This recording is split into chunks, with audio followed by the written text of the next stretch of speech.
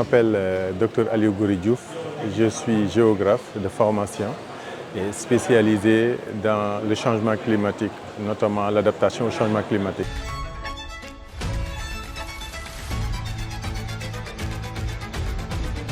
Je pense qu'un des éléments fondamentaux pour justement institutionnaliser l'agroécologie est de revoir l'approche de conception, l'approche d'idéation, d'origination des projets.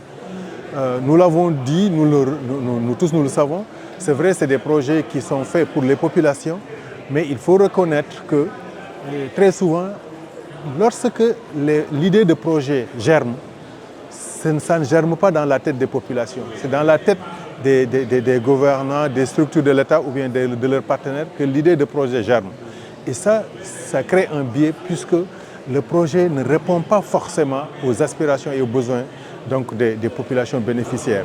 Et nous pensons qu'en changeant d'approche, en faisant en sorte que les projets, l'idée de projet germe au niveau des acteurs territoriaux, en adoptant cette approche, cela va faciliter l'institutionnalisation de l'agroécologie puisque les populations à la base n'ont pas de problème pour adopter l'agroécologie. Elles ont besoin par contre d'un appui de l'État et de ses partenaires. Donc ça c'est un premier élément, revoir l'approche d'idéation des projets pour les ancrer dans les vraies réalités, dans les vrais besoins des populations.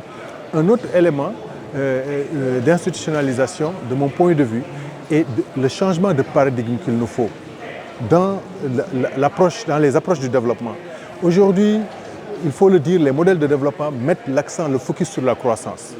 Or, si nous voulons véritablement promouvoir l'agroécologie et l'institutionnaliser, il nous faut changer de paradigme, passer du concept de croissance, de la notion de croissance, à la notion d'équilibre.